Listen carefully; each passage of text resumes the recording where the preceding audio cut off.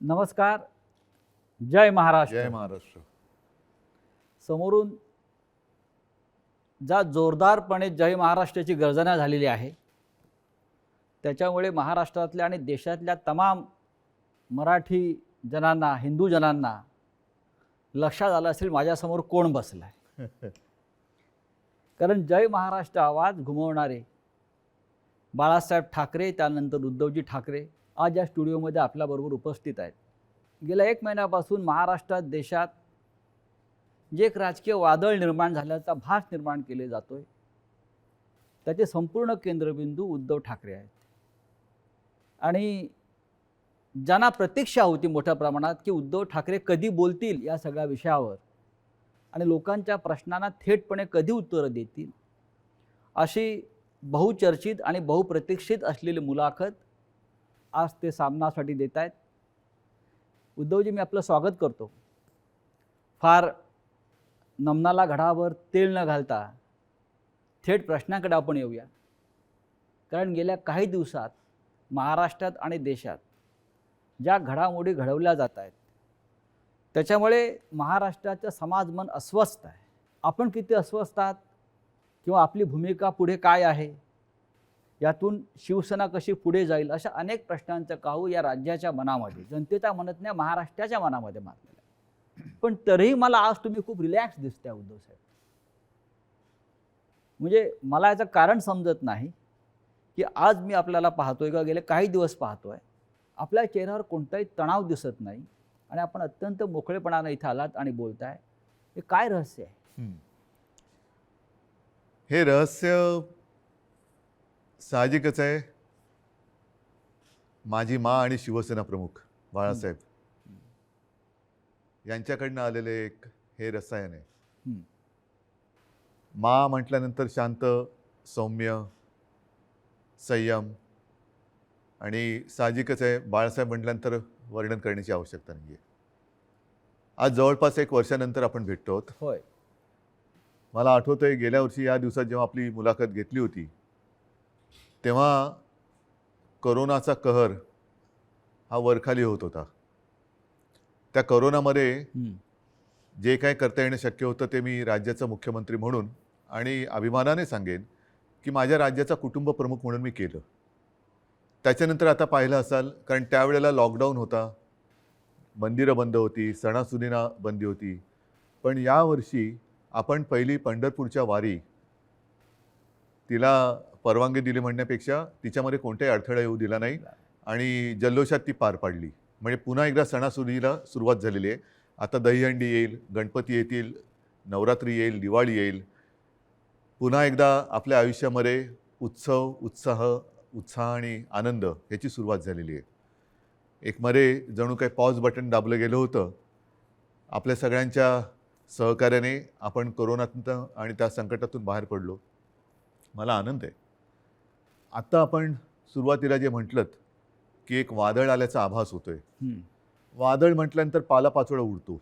तो पालापाचोळा उडतोय सध्या, आणि तो पालापाचोळा एकदा बसला की खरं दृश्य हे लोकांसमोर नक्कीच येणार आहे. मी शांत कसा, तर मला चिंता नाही आहे. चिंता माझी नाही आहे, शिवसेनेची तर बिलकुल नाही आहे. हां, थोडीफार जी आहे ती नक्कीच मराठी माणसांची आणि हिंदूंची आहेच, हिंदुत्वाची आहे. ह्याचं कारण हिंदू द्वेष्टे हे आपल्या घरातच आहेत. मराठी द्वेष्टे, मराठी माणसाची एकजूट तुटावी, फुटावी, हिंदूंमध्ये फूट पडावी, आणि जी मेहनत माननीय शिवसेना प्रमुखांनी हयातभर केली मराठी माणसाची एकजूट करण्यासाठी, हिंदुत्वाची, हिंदूंची एकजूट करण्यासाठी, ती आपल्याच काही कपाळकरंट्यांच्या हातनं तोडावी, मोडावी असा हा प्रयत्न केला जातोय. ती मला एक चिंता आहे. आणि म्हणून मी जे म्हटलं की हा पालापाचोळा सध्या उडतोय, कोण कुठे, हा इकडनं पालापाचोळा तिकडे जातोय, पुन्हा इकडे येतोय. ही जी गळणं गरजेची होती ती पानं ही उडतात. मी मागे एकदा माझ्या मनोगतात म्हटलं होतं की ज्या वेळेला मी वर्षामध्ये राहत होतो, त्या वर्षामध्ये 2 झाडं ही आपल्या घराला लागूनच आहेत. एक आहे गुलमोहराचं आणि दुसरं बदामाचं. दोन्ही झाडं मी साधारणतः गेले 2-1 वर्ष बघतोय, ज्याला आपण पतझड म्हणतो. ती पानं पूर्ण गळून पडतात. पानगळ म्हणतो. ती पानं पूर्ण गळून पडतात, अशा काड्या राहतात. आपल्याला वाटतं या झाडाला काय झालं, पण 2 ते 3 दिवसात पुन्हा नवीन कोंब येतात, अंकुर येतात. आणि मी बघितले 8 दिवसामध्ये 10 दिवसात ते बदामाचं झाड सुद्धा हिरवंगार झालं, गुलमोहर सुद्धा हिरवागार झाला. म्हणून जी सडलेली पानं असतात ती झडलीच पाहिजेत. ती झडतायत पानं, ती सडलेली पानं आहेत. म्हणजे आता पानं झडून पडतायत. आता सडलेली पानं झडतायत. ज्यांना त्या झाडाकडनं सगळं काही मिळालं, सगळा रस मिळाला, सगळं मिळालं, म्हणून त्यांचा टवटवीतपणा होता, ती पानं सगळं झाडाकडनं घेऊन ती गळून पडतायत. आणि हे बघा कसं उघडं बोडकं झाले झाड, असे ते दाखवायचा प्रयत्न करतायत. पण दुसऱ्या दिवशी आपला माळीबुवा येतो, ती झाड सगळी पुन्हा ती पानगळ केळ्याच्या टोपलीत घेतो आणि घेऊन जातो. आता ती प्रक्रिया सुरू आहे केळ्याच्या टोपलीत झडलेली सडलेली पानं टाकण्याचा. आता सुरू झाले. आता नवीन कोंब फुटायला लागलेले आहेत. आणि शिवसेना आणि तरुण युवा हे नातं हे शिवसेनेच्या जन्मापासूनचं आहे. नक्कीच, कारण वयाच्या 80 हां, मात्र एक आहे, अजूनही काही ज्येष्ठ शिवसैनिक ते येऊन भेटत आहेत, ज्यांनी बाळासाहेबांसोबत काम केलेलं आहे, पहिल्या पिढीचे ज्यांना म्हणू. आणि तो संघर्ष त्यांनी पाहिलेला आहे, संघर्ष केलेला आहे. त्यांना शिवसेना म्हणजे नेमकं काय ते कळलेलं आहे. त्यांना आत्तापर्यंत अनेकांना शिवसेनेकडनं काही मिळावं अशी अपेक्षाच नव्हती, आजही नाही आहे. पण ते येऊन आशीर्वाद देत आहेत. तुम्ही आता मगाशी वर्षाचा उल्लेख केलात, मलबार हिलवरचं वर्षा बंगला, मुख्यमंत्र्यांचं निवासस्थान. आणि मगाशी मी आपल्याला म्हटलं की आपण खूप रिलॅक्स दिसत आहे. पण मला असं दिसतं आहे की मलबार हिलवरून आपण परत मातोश्रीला आल्यावर जास्त रिलॅक्स झालं. जास्त माझं घर आहे ते. म्हणजे मी तुम्हाला एक सांगतो मुद्दामून, ह्या काही हे माझे अनुभव आहेत. जेव्हा माझी शस्त्रक्रिया झाली, 2 शस्त्रक्रिया झाल्या होत्या, तो एक अनुभव माझा वेगळा आहे. कधीतरी तो फार विचित्र अनुभवातून मी गेलो आणि ठीक आहे. पण त्यावेळेला जेव्हा ॲनेस्थेशियामधनं मला जागवलं, मुख्यमंत्री असताना. मुख्यमंत्री होतो ना, शस्त्रक्रिया झाली, ऑपरेशन थिएटरमधनं बाहेर ते ॲनेस्थेशियातून बाहेर आल्यानंतर काढताना मला डॉक्टरने विचारलं, सर कुठे जायचं, मातोश्री की वर्षा? मी पटकन म्हटलं मातोश्री. आणि मग डॉक्टरने सांगितलं, डॉक्टर मला तुम्ही गुंगीत सुद्धा विचारलं असतं ना ॲनेस्थेशिया दिल्यानंतर सुद्धा, तरी मी मातोश्री हेच उत्तर दिलं असतं. मी तुमची इच्छा नियतीने पूर्ण केली असं म्हणताय तुम्ही मातोश्रीत येण्याची? नियती ही म्हटलं तर असते, म्हटलं तर नसते. मुळामध्ये माझी वर्षामध्ये जाण्याची इच्छा होती का? हां, ह्याचा अर्थ ते आता मुख्यमंत्रीपद गेले म्हणून मी वाईट असं नाही, ते एक वैभव आहे. म्हणजे त्या मुख्यमंत्रीपदाचा वर्षाचा मी अजिबात अनादर करणार नाही. ती एक वेगळी वैभवशाली वस्तू आहे. महाराष्ट्राचं मुख्यमंत्रीपद हे मोठं वैभवशाली पद आहे, जबाबदारीचं पद आहे. त्याचं पूर्ण आदर ठेवून मी कधीच वैयक्तिक अशी स्वप्न बघितली नव्हती. पण त्यावेळेला जे घडलं ते आजच्या लोकांना, ज्यांना आपण विश्वासघातकी म्हणू, त्यांना ते पूर्ण माहिती आहे कसा पाठीत वार केला गेला आणि कोणत्या परिस्थितीत महाविकास आघाडीला आपल्याला जन्म द्यावा लागला. हो, पण तुम्ही इस्पितळात असताना, तुम्ही गुंगीत असताना तुमचं सरकार पाडण्याचा प्रयत्न होत होता. त्या विषयावर बोलू का? असं साधारण तुम्ही सुद्धा कारण मला कुठेही त्या माझ्या अनुभवातनं सहानुभूती नको आहे. तो फार वाईट अनुभव होता. मानेची शस्त्रक्रिया ही कोणत्याही डॉक्टरनं किंवा कोणालाही ज्याला माहिती आहे त्याला विचारले की त्याच्यामध्ये धोके काय असतात, ह्याची कल्पना मलाही होती. पण ती करणं मला गरजेची होती. ती केल्यानंतर पहिली शस्त्रक्रिया झाली, त्यातून मी चांगला बाहेर पडलो होतो. अचानक एक 5-7 दिवसानंतर सकाळी जाग आल्यानंतर, खरं म्हणजे त्या दिवशी मला डॉक्टरने सांगितलं होतं की उद्धवजी उद्या आपल्याला जिना चढायचा आहे. तर मी मानसिक तयारीत होतो की आज जिना चढायचं, एक पाऊल पुढे जायचं आहे. सकाळी जाग आल्यानंतर जरा थोडासा एक आळस द्यायचा प्रयत्न केला तर मानेमध्ये जो एक असा क्रॅम्प म्हणतो असा आला आणि माझी मानेखालची सगळी हालचाल बंद झालेली. म्हणजे मला श्वास घेताना मी बघत होतो माझं पोटही हलत नव्हतं. पूर्णपणे मी निश्चल झालो होतो. एक ब्लड क्लॉट तिकडे आला होता. सुदैवाने डॉक्टर वगैरे सगळे जागेवर होते आणि ज्याला तो गोल्डन आवर म्हणतात, त्या गोल्डन आवरमध्ये ते ऑपरेशन झालं. म्हणून मी तुमच्यासमोर आज उभा आहे. त्या काळामध्ये माझ्या कानावर येत होतं, माझे हातपाय हलत नव्हते, बोटं हलत नव्हती. सगळ्यात टेन्शन मला होतं की समजा कुठे काय डास चावला, मुंगी चावलं तर खाजवायचं कसं. म्हणजे हा एक वेगळा विचित्र भाग होता. पण त्या काळात माझ्या कानावर येत होतं की काही जण मी बरा व्हावा म्हणून देवावरती अभिषेक करत होते आणि काही जण मी असाच राहावा म्हणून देव पाण्यात बुडून बसले होते. देव पाण्यात बुडून बसलेले लोक आता पक्ष बुडवायला निघालेत आणि तेव्हा हे पसरवलं जात होतं की हा काय आता उभा नाही राहत, आपलं काय होणार, तुझं काय होणार. म्हणजे ज्या काळामध्ये आपल्या पक्षाला सावरण्याची वेळ होती, आपला मी पक्षप्रमुख, कुटुंबप्रमुख, शस्त्रक्रिया झाल्यानंतर माझी हालचाल होत नव्हती, त्या काळामध्ये ह्यांच्या हालचाली जोरात होत होत्या. हे नाही म्हटलं तरी एक मला वेदनादायी एक सत्य हे आयुष्यभर माझ्यासोबत राहणार की जेव्हा, आणि मी तुम्हाला जबाबदारी दिली होती पक्ष सांभाळायची, नंबर 2चं पद होतं, पक्ष सांभाळायला म्हणून पूर्ण विश्वास दिला होता. तो विश्वासघात तुम्ही, मी हॉस्पिटलमध्ये असताना, म्हणजे माझी हालचाल बंद होती तेव्हा तुमची हालचाल जोरात होती आणि ती सुद्धा पक्षाच्या विरोधात. शिवसेनेच्या विरोधात किंवा शिवसेनेच्या बाबतीमध्ये हे विश्वासघाताचं राजकारण वारंवार का होतं? ह्याचं कारण शेवटी आम्ही पक्ष हा प्रोफेशनली नाही चालवत असं मी म्हणेन. तुम्ही सुद्धा गेले अनेक वर्ष शिवसेना अनुभवतात, शिवसैनिकच आहात तुम्ही, पण एक परिवार म्हणून आपण बघत आलेलो आहे. बाळासाहेबांनी आम्हाला तेच शिकवलं, माने तेच शिकवलं की एकदा आपलं म्हटल्यानंतर आपलं, त्याच्यावरती कदाचित जो राजकारणामधला गुन्हा किंवा चूक असेल ती आमच्याकडनं वारंवार होते. ती म्हणजे एखाद्यावरती विश्वास टाकला म्हणजे आम्ही त्याच्यावर अंधविश्वास टाकतो. पूर्ण जबाबदारी, मग त्याला ताकद देणं असेल, शक्ती देणं असेल. म्हणजे 2014 साली जे आत्ता आम्ही हिंदुत्व सोडलंय म्हणून आवई उठवत आहेत, मारतायत, बोंब मारतायत, त्यांना मला हाच प्रश्न विचारायचा आहे की 2014 साली भाजपाने युती तोडली होती तेव्हा आपण काय सोडलं होतं? काहीच सोडलं नव्हतं. आजही नाही सोडलेलं हिंदुत्व. पण तेव्हा जो एक मधला काळ आला होता, विरोधी पक्ष एक शिवसेना झाली होती, म्हणजे अनेकांना असं वाटलं होतं की शिवसेना आता संपेल, पण शिवसेना एकाकी लढली आणि 63 आमदार निवडून आलेले. त्या काळामध्ये विरोधी पक्षाची जी जबाबदारी आपल्यावरती आली तेव्हा सुद्धा मी पद कोणाला दिलं होतं? आता सुद्धा जर भाजपनी आत्ता जे केलेलं आहे हे माझ्याशी बोलणी केल्याप्रमाणे हे आत्ता केलं, हे बोलणी केल्याप्रमाणे तेव्हा केलं असतं तर सन्मानाने झालं असतं. देशभरामध्ये पर्यटन करण्याची गरज लागली नसती. आणि असं मी ऐकलं, असं मी वाचलं, माझ्याकडे माहिती नाही, पण हजारो कोटी रुपये खर्च केले गेले.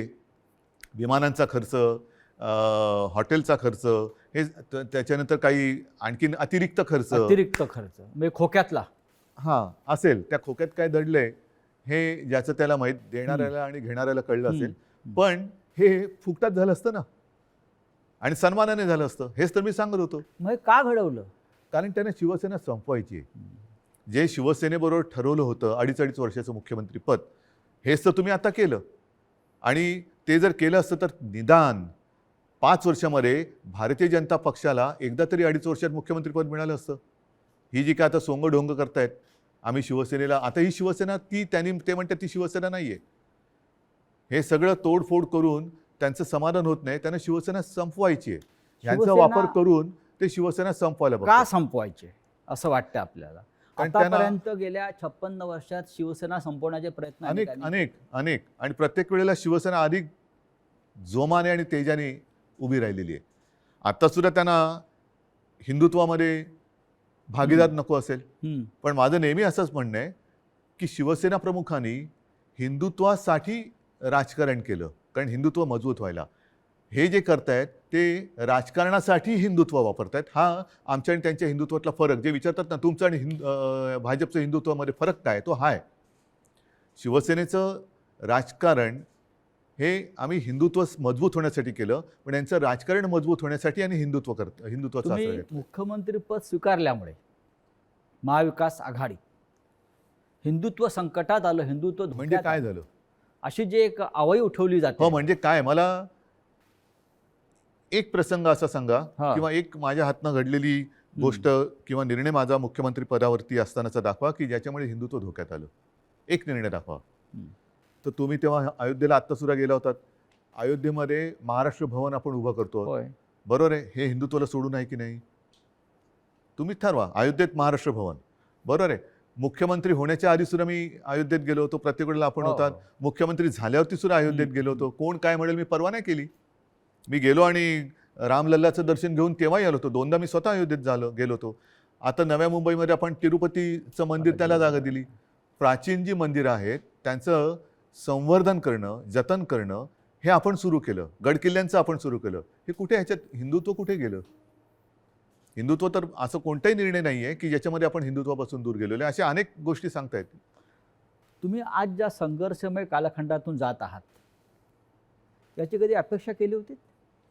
बघा, शेवटी शिवसेना आणि संघर्ष हे तर एकमेकाच्या पाचवीला पुजलेले आहेत. आणि मागे कोणीतरी असं म्हणालं होतं, ते मला वारंवार त्याचा अनुभव येतोय, की शिवसेना ही एक तळपती तलवार आहे. ती जर मॅनेमध्ये ठेवली तर ती गंजते. त्याच्यामुळे ती तळपलीच पाहिजे. आणि तलवार तळपणं म्हणजे संघर्ष आलाच. अर्थात याचा अर्थ अर्थार्थी कोणी घेऊ नये की तलवारीने वार करा बिरा, असं नाही माझं म्हणणं. ही एक उपमा आहे. आणि त्याच्यामुळे संघर्षासाठीच तर शिवसेना जन्माला आली. त्यावेळेला मराठी माणसासाठी, भूमिपुत्राच्या न्याय हक्कासाठी शिवसेनेचा जन्म झाला. त्याच्यानंतर हिंदुत्वासाठी शिवसेना लढली. मग ते 92-93 साल असेल किंवा कधी असेल. त्याच्यामुळे शिवसेना आणि संघर्ष, जिथे अन्याय तिथे वार, हे शिवसेनेचं ब्रीदवाक्य आहे. ज्या ठाण्यानं शिवसेनेला पहिली ताकद दिली, म्हणजे शिवसेना प्रमुख बाळासाहेब ठाकरे आणि ठाण्यांचं एक भावनिक नातं होतं. एक पहिला भगवा झेंडा जो आहे हा ठाण्यात फडकला. आणि बाळासाहेब अभिमानानं त्यांच्या संपूर्ण कालखंडात जीवनाच्या सांगत राहिले की ठाण्यानं मला पहिली सत्ता दिली. त्याच ठाण्यातून शिवसेनेला आव्हान उभं राहिलं. ठाणेकर सुज्ञ आहेत. हे जे पालापाचोळा जो आहे ते म्हणजे काय ठाणेकर नाहीत. ठाणेकर आणि ठाणेकर नागरिक, शिवसेनेचे ठाणे आणि ठाण्याची शिवसेना, हे जे नातं आहे ना, हे ह्या पालापाचोळ्याला तोडता नाही येणार. त्याच्यामुळे मी तर म्हणेन पूर्ण महाराष्ट्र आणि ठाणंसुद्धा, अर्थात त्याच्यात आलं मुंबईसुद्धा आली, सगळेजण निवडणुकांची वाट बघत आहेत. आणि म्हणून माझं मत हेच आहे की याच्या पुढे एक असा कायदा झाला पाहिजे की ज्यांना कोणाला युती करायची असेल त्या दोन्ही पक्षांचं, 3 पक्षांचं, 10 पक्षांचं जे काय कडबोळ तुम्हाला करायचं असेल ते करा. मात्र तुमच्यामध्ये करार मदार काय झालेला आहे तो जनतेसमोर ठेवा. जागा वाटप किती होणार आहे, कोणत्या ध्येयावरती, धोरणावरती तुम्ही युती करणार आहात, काय पुढे करणार आहात, हे करा. म्हणजे काय झालं असतं, एक तर जे माझं आणि भारतीय जनता पक्षाचं ठरलं होतं ते जे आता आधी नाकारून आता त्यांनी ते केलं, हे आधी जनतेसमोर उघडपणाने आलं असतं. दुसरी गोष्ट, निवडणुकीनंतर जे काय त्यामुळे मला करावं लागलं, महाविकास आघाडीचा जन्म नसता झाला. तो महाविकास आघाडीचा जन्म आम्ही दिला तेव्हासुद्धा तुम्ही बघितलं की आम्ही शपथ जी मी घेतली ती शिवतीर्थावरती घेतली. छत्रपती शिवाजी महाराजांच्या पुतळ्याच्या आणि बाळासाहेबांचं स्मारक आहे तिकडे, त्या साक्षीने घेतली. हजारो लाखो लोक आणि शिवतीर्थ हे भगवं पूर्ण फुलून गेलं होतं, ओसांडून वाहत होतं पूर्ण. म्हणजे जर लोक नाराज असतील तर तिकडे कोणी आलं नसतं. पण तरी देखील माझं मत असं आहे की आता निवडणुका घ्या. जर आम्ही महाविकास आघाडी स्थापन करून चूक केली असेल तर लोक आम्हाला घरी बसवतील. आणि जर भारतीय जनता पक्षाने माझं, कारण शेवटी जनता मला ओळखते, नाही म्हटलं तरी आता आमची 6वी पिढी ही महाराष्ट्राच्या जनतेसाठी काम करते. 6वी पिढी, त्याच्या आधीच्या पिढ्यासुद्धा होत्या. पण एक तर लोक त्यांना घरी बसवतील त्यांनी चूक केली असेल तर, जो करार त्यांनी आमच्याशी केला होता तो तोडला म्हणून, नाहीतर आम्ही पाप केलं म्हणून आम्हाला घरी बसवतील. होऊ द्या जनतेच्या कोर्टात फैसला, माझी तयारी आहे. पण या सगळ्या कालखंडामध्ये कधी नव्हे तो एक अघोरी प्रकार होतो आहे जो महाराष्ट्रात कधीच झाला नव्हता. तो म्हणजे कोणीतरी संपूर्ण शिवसेना हायजॅक करण्याचा प्रयत्न करत आहे. कारण त्यांना पर्याय नाही आहे. कारण नीट लक्षात घ्या, हा महत्त्वाचा प्रश्न आहे, एक बारकाव लक्षात घ्या. जे काय थोडंफार कायद्याचं ज्ञान मी लोकांशी बोलून, कायदेतज्ञांशी बोलून समजून घेण्याचा प्रयत्न केलेला आहे, त्यातून सांगतो की पूर्वी 2/3 ही सदस्य संख्या झाली का वेगळा गट स्थापन करता येऊ शकत होता. आता तो कायदा गेला. आता हे जे बाजूला झाले ते भले 2/3 असतील किंवा आणखीन काहीतरी असतील, त्यांना वेगळा गट स्थापन करता येत नाही. हे कायदेतज्ञांनी सांगितलेलं आहे. मी कायदा लिहिलेला नाही, मी कायदा वाचलेला नाही. मी घटनातज्ञांनी ज्यांनी त्याचा अभ्यास केला त्यांनी सांगितलेली मतं ऐकून आणि त्यांच्याशी बोलून सांगतोय. म्हणजेच काय की ह्या गटाला कुठल्या ना कुठल्या तरी पक्षामध्ये विसर्जित किंवा सामील व्हावं लागेल ह्या गटाला. मग त्यांच्यासमोर पर्याय काय आहेत? एक तर भाजपात जावं लागेल, नाहीतर दुसरे सपा आहेत, MIM वगैरे असे जे काही छोटे छोटे पक्ष आहेत त्यांच्यात जावं लागेल. आणि हे जर का कुठल्या पक्षात गेले तर भारतीय जनता पक्षाचा ह्यांना जो उपयोग करून घ्यायचा आहे तो उपयोग संपेल. कारण त्यांची ओळख त्यांना ती द्यावी लागेल की आता आम्ही भाजपात गेलो, आता आम्ही समाजवादीत गेलो, आता आम्ही बच्चू कडूंच्या पक्षात गेलो. तर म्हणून ते एक भ्रम निर्माण करतायत की आम्ही म्हणजेच शिवसेना. जे मधल्या काळामध्ये एक क्लिप फिरली बघा, असं माझ्या काळात कधी झालं नव्हतं. माझ्या बाजूला उपमुख्यमंत्री अजितदादा पवार बसायचे, पण त्यांनी कधी माझा माईक नव्हता खेचला. काही वेळेला त्यांना अधिक त्यांच्याकडे माहिती असायची, अर्थसंकल्प किंवा काय, तर मी त्यांना सांगायचो की दादा तुम्ही उत्तर द्या. पण माझ्याकडनं कोणी माईक नाही खेचला. माईक कारण खेचणं तुम्ही ठाकरे आहात. तो तर भाग झालाच, पण एक आमच्या महाविकास आघाडीमध्ये एक समन्वय. सभ्यता होती, सभ्यता होती. सभ्यता होती आणि समन्वय होता. असो, त्याच्यावरती नंतर बोलायचं तर मी बोलेन. पण त्याच्यामध्ये जे उपमुख्यमंत्री बोलले की हे म्हणजेच शिवसेना, म्हणजेच त्यांचा डाव असा आहे की शिवसैनिकांमध्येच लढाई लावायची, शिवसेना खतम करायची. एकदा का काम संपलं की पालापाचोळा तुम्ही जे मगाशी म्हणालात तो टोपलीत भरला की नेऊन टाकायचा. पण त्यांचं अशी योजना होती की बाळासाहेब ठाकरेंनंतर ही शिवसेना परत खतम करायचीच त्यांचं स्वप्न होतं. पण बाळासाहेबांनंतर तुम्ही शिवसेना उभी केली. त्यांच्या पोटात तेच दुखतंय. त्यांना शिवसेना आणि ठाकरे वेगळे करायचे, जसं गांधी आणि काँग्रेस वेगळी गांधी आणि करायची. काँग्रेस. आणि त्यांच्यात एक तुम्ही बघा, मला टीकात्मक केवळ बोलायचं म्हणून मी बोलत नाही, पण दुसरे जे आता सरदार वल्लभभाई पटेल, सुभाषबाबू, तसं बाळासाहेब, हे स्वतःचेच म्हणून आता लोकांसमोर आणायचं. म्हणजे आपल्याकडनं काही आदर्श निर्माण नाही झाला तर दुसऱ्यांचे जसं पक्ष फोडतायत तसं आदर्श फोडायचे, आदर्श म्हणजे पळवायचे आदर्श आमदारांप्रमाणे. फोडायचे म्हणा किंवा पळवायचे म्हणा, पळवायचे. आणि मग ते आपलेच म्हणून लोकांसमोर जायचं. तसं त्यांचं चाललंय की बाळासाहेबांना त्यांनी मान सन्मान तर दिलाच पाहिजे, नाही तर लोक जोडे मारतील, लोक ठेवणार नाहीत त्यांना जागेवर. कोणी असला आणि तो बाळासाहेबांच्या विरोधात काही बोलला तर लोक हाणतीलच जोडा त्याच्या. तर म्हणून त्यांना बाळासाहेब पाहिजेत, पण आता ठाकरे आणि शिवसेना हे नातं तोडायचं आहे. माझं आव्हान आहे की ठाकरे आणि शिवसेना नातं तोडून दाखवा. मात्र ते करताना माझ्या वडिलांचे फोटो लावून मतं मागू नका. प्रत्येकाला आईवडील असतात आणि त्यांच्याबद्दल मला आदर आहे. मला माझ्या आईवडिलांबद्दल आदर आहे, तसं प्रत्येकानं प्रत्येकाच्या आईवडिलांबद्दल आदर असायला पाहिजे. आता गेल्या आठवड्यात गुरुपौर्णिमा झाली. मी माझ्या वडिलांना, आजोबांना गुरु मानतो. प्रत्येकाने पितृदेव भव मातृदेव भव देव मानलं पाहिजे. स्वतःच्या आईवडिलांचे फोटो लावावेत आणि मतं मागावीत. जर आज माझ्या दुर्दैवाने माझे आईवडील माझ्यासोबत असे नाही आहेत, पण ते नेहमी मी माझ्यामध्ये आहे असं मानतो, पण ज्यांची आई आणि वडील हे सुदैवाने त्यांच्यात आहेत, तर मी म्हणेन असा आशीर्वाद पुन्हा दुसरा मिळू शकत नाही. त्यांना घेऊन सभा घ्याव्या, भाषणं करावीत आणि मतं घ्यावीत. माझे वडील काय चोरताय? माझे वडील काय? म्हणजेच काय की तुमच्यात कर्तृत्व नाही आहे, तुमच्यात हिंमत नाही आहे, तुम्ही मर्द नाही आहात, तुम्ही विश्वासघातकी आहात. आणि लोकांचा, माझा तर केलाच, लोकांचा विश्वासघात करताना बाळासाहेबांच्यावरनं संभ्रम कशाला करतायत? तुमच्यात तुमचा मर्दाचा चेहरा घ्या आणि जा पुढे आणि मागा मतं. नाही, पण निवडणूक आयोगापुढे आता एक नवीन खटला उभा राहतो आहे. तो म्हणजे धनुष्यबाण कोणाचं चिन्ह, जे शिवसेनेचं जे लोकांपर्यंत पोहोचलं. बघा, मला अजूनही देशाच्या घटनेवरती भरोसा आहे, कायद्यावरती भरोसा आहे. चोरीमारी सगळीकडे चालते असं माझं मत नाही आहे तेवढा. कारण मी जे म्हटलं ना की सत्यमेव जयते, नाहीतर हे तुम्हाला वाक्य पुसावं लागेल आणि मग 2 वाक्य करावं लागेल एकाची. एक तर म्हणजे असत्यमेव जयते आणि दुसरं वाक्य सत्तामेव जयते. त्याच्यामुळे सत्तामेव जयते पुढे तुम्ही असत्य घेऊन जर का करणार असाल तर ते काही लोक खपून नाही घेणार. आज वेळ अशी आणलेली आहे, हे दुर्दैव आहे महाराष्ट्राचं म्हणतो, की ठाकरेंना पुरावे द्यावे लागतात शिवसेना खरी किंवा खोटी. नाही, लोक वाट बघतायत निवडणुकांची. म्हणजे आम्हाला पुरावा द्यायची गरज नाही. लोक म्हणतात की आम्हाला निवडणुका येऊ दे, ध्यानच पुरून टाकतो. बरं, जनताच पुरावा देईल. जनताच त्यांना पुरून टाकेल राजकारणामध्ये. आज जी फूट दिसते शिवसेनेत, अशा प्रकारची फूट याआधी राणे भुजबळांनाही पाडता आली नव्हती. असं का घडलं?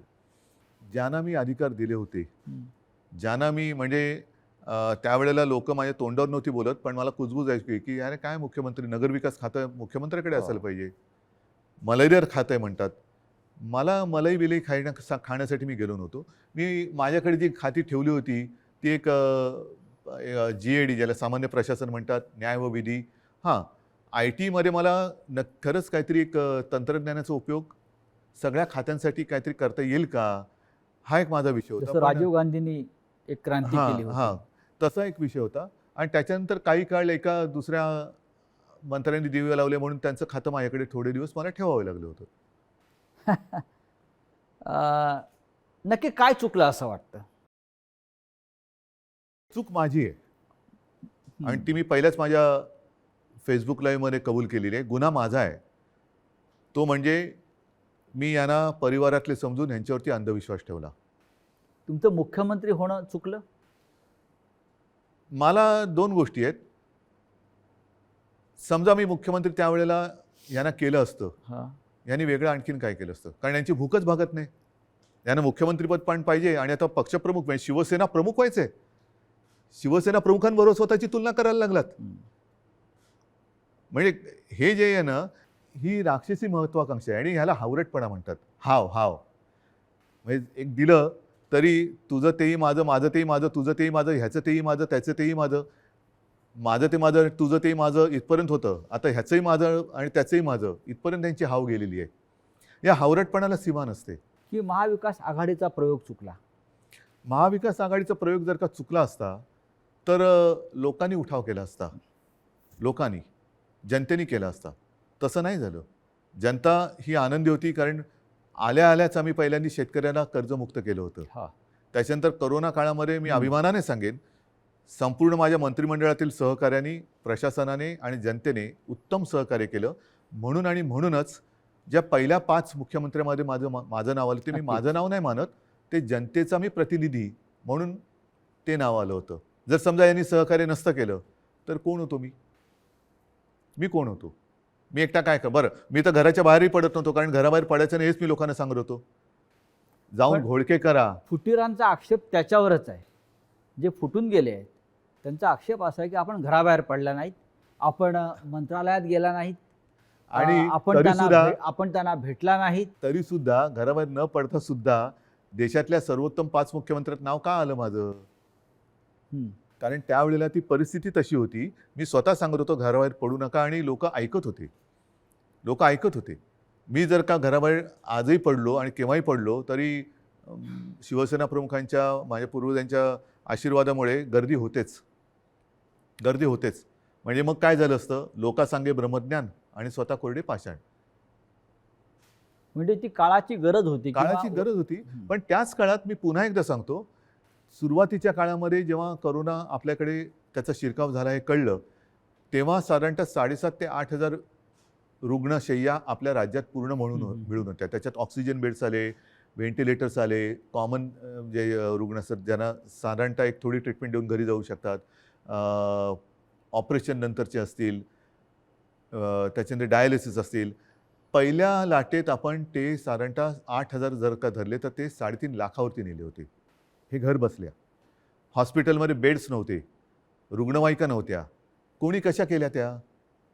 कोरोनाच्या टेस्टसाठी आपल्या राज्यात फक्त 2 प्रयोगशाळा होत्या. एक कस्तुरबामध्ये, दुसरे NIV एक पुणे.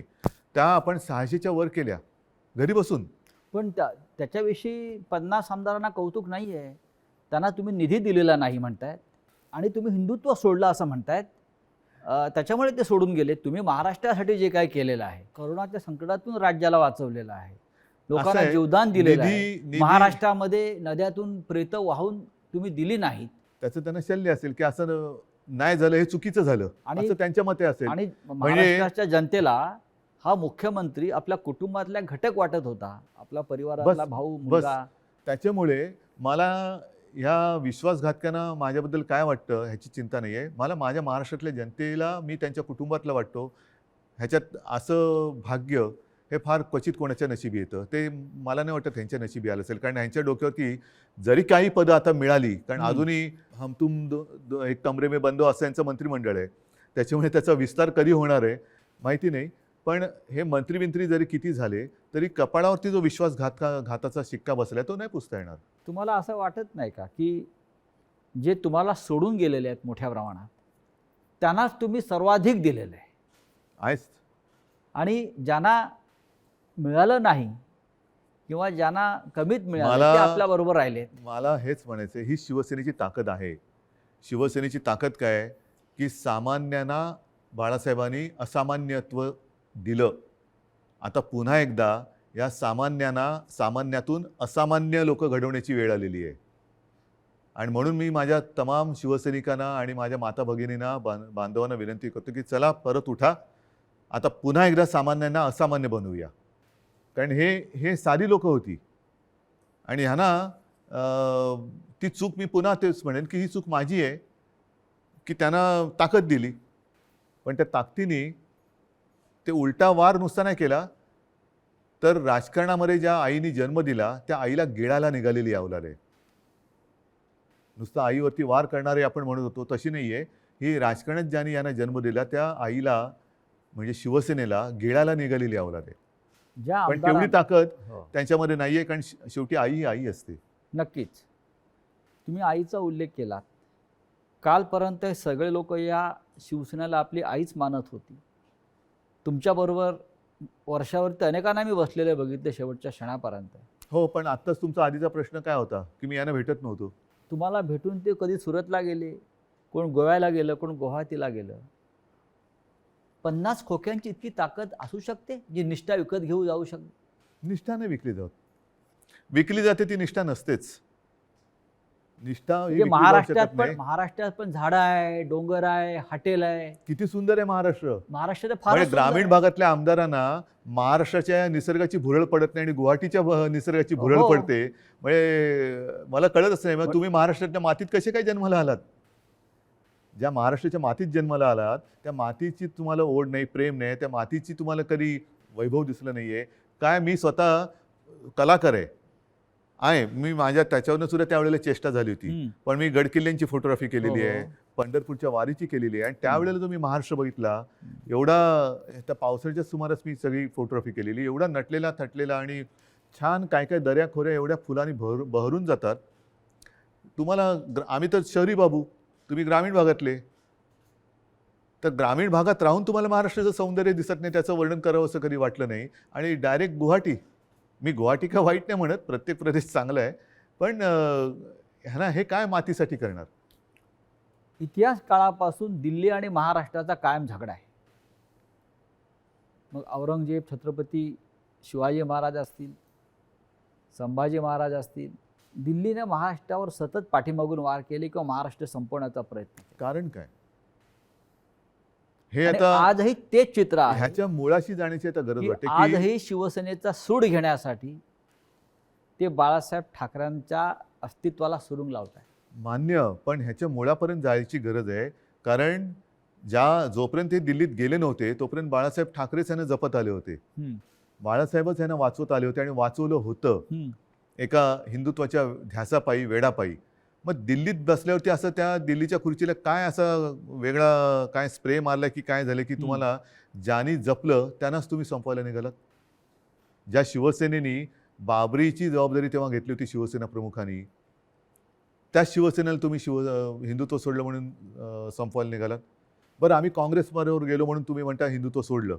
मग मुफ्ती महमद आणि मेहबूबा मुफ्तीबरोबर तुम्ही गेला होतात, ते काय होतं, काय सोडलं होतं तुम्ही. मग तेव्हा तर आम्ही आता तुम्हाला वाटतं हिंदुत्व सोडले, जे सोडलं नाही, पण तेव्हा तुम्ही लाच सोडली होतीत ना. काय मेहबूबा मुफ्ती आज सुद्धा वंदे मातरम म्हणतात की भारत माता की जय बोलतात. हे माहिती असून सुद्धा तुम्ही मला हे त्यांनी एकदा सांगितलं होतं की तिकडे निवडणुका घेऊन दाखवा असं अतिरेक्यांनी आव्हान दिलं, म्हणून आम्ही निवडणुका घेऊन दाखवल्या. सरकार बनवून दाखवा म्हणून आम्ही त्यांच्याबरोबर सरकार बनवून दाखवलं. पण सरकार बनल्यानंतर मला वाटतं मुफ्ती महमद सईदनी अतिरेक्यांचं आणि पाकिस्तानला त्यांनी धन्यवाद दिले होते काश्मीर खोऱ्यात शांततेत निवडणुका होऊ दिल्यामुळे. मग कोणाला काय दाखवलं तुम्ही, कोणाला काय दाखवलं. म्हणजे बरं, आता सुद्धा ते बिहारमध्ये जे बसलेत नितीश कुमार बरोबर, नितीश कुमार हिंदुत्ववादी आहेत का. कारण मला जे आठवतं त्याच्याप्रमाणे त्यांनी एकदा संघमुक्त भारत असा नारा दिला होता. संघमुक्त भारत असं शिवसेनेने कधी दिला नाही. राम मंदिराच्या प्रश्नावर रामविलास पासवान एनडीएतून बाहेर पडले होते, तरी ते त्यांना प्यारे होते. हो. आम्ही तो उलट म्हणत होतो की विशेष कायदा बनवा. 5 वर्ष 7 वर्ष झाली तरी ते विशेष कायदा बनवून राम मंदिर बनवू शकले नाही. ते न्यायालयाने निकाल दिला. या देशातला समस्त विरोधी पक्ष आणि प्रादेशिक पक्ष संपवले जातात आणि मित्र पक्ष पण, आणि हा मित्र पक्ष. असं तुम्हाला काय दिसतंय का कारस्थान किंवा अशा प्रकारचं सुडाचं बघा, मला असं राजकारण? वाटतं हा ज्याचा त्याचा प्रश्न आहे. जे आता सरन्यायाधीश बोललेत मध्ये, ओझर तर मी वाचलं की आपल्या देशात विरोधी पक्षाला शत्रू समजू नका. विरोधी पक्षांनी सुद्धा जबाबदारीने वागलं पाहिजे. आणि सत्ताधारी पक्षांनी सुद्धा जबाबदारीने वागलं पाहिजे. मी जो काही 2.5 वर्षात अनुभव घेतला मुख्यमंत्री म्हणून, मी विरोधी पक्षांना काही वेळेला मी स्वतः आवाहन केलं की सरकार म्हणून आमचं समजा जर काही आम्ही कुठे कमी पडत असू, आमचं काही चुकत असेल, तुम्ही आमच्या नजरेत आणून द्या. हे काम विरोधी पक्षाचं आहे, कारण ते सुद्धा शेवटी लोकप्रतिनिधी असतात. त्याच्यामुळे सशक्त लोकशाहीसाठी आणि महाराष्ट्राची विरोधी परंपरा पक्ष आहे ती. हा सुद्धा तेवढा सुसंस्कृत पाहिजे, संवेदनशील पाहिजे, आणि तेवढाच किंवा त्याच्याहून थोडा जास्त हा सत्ताधारी पक्ष संवेदनशील पाहिजे आणि सुसंस्कृत पाहिजे. आता हा संवेदनशीलता आणि सुसंस्कृतपणा ही कुठेतरी रसातळाला जायला लागले असं वाटते. कशामुळे? पिढ्या बदलत आहेत आणि सत्तेची हाव. आता काय झालेलं आहे, फास्ट फूडचा जमाना आलेला आहे. हां, तुम्ही फोन केला की 10 मिनिटात, 15 मिनिटात, 20 मिनिटात पार्सल आलंच पाहिजे. तसं मी पक्षात गेलो की मला थोड्या दिवसात काहीतरी मिळालंच पाहिजे. नाही गेलं तर माझ्याकडे दुसरं आहे. या देशामध्ये विरोधी पक्षच राहू नये. मग राज्यामधले शिवसेनेसारखे प्रादेशिक पक्ष असतील किंवा राष्ट्रीय पातळीवरचे काँग्रेससारखे पक्ष असतील, आणि त्यांना संपवण्यासाठी साम दाम दंडभेद ह्यातनं काय साधलं जाणार? म्हणजे केंद्रीय तपास यंत्रणांचा ईडी नाही. असेल, सीबीआय असेल, ह्यातनं साधणार काय? यांचा जो गैरवापर सुरू आहे. शेवटी जनता ही सार्वभौम आहे, आणि तुम्ही बघितलं असाल की जनतेच्या मनाविरुद्ध एखादा निर्णय गेला तर जनता थांबत नाही, ती रस्त्यावरती उतरते. आपण जो संवाद जनतेशी साधत आहोत, मला असं वाटतं जनतेच्या सगळ्या प्रश्नांना आपण भरभरून उत्तरं देताय, मनापासून बोलताय. हा संवाद आपण असाच कायम ठेवू.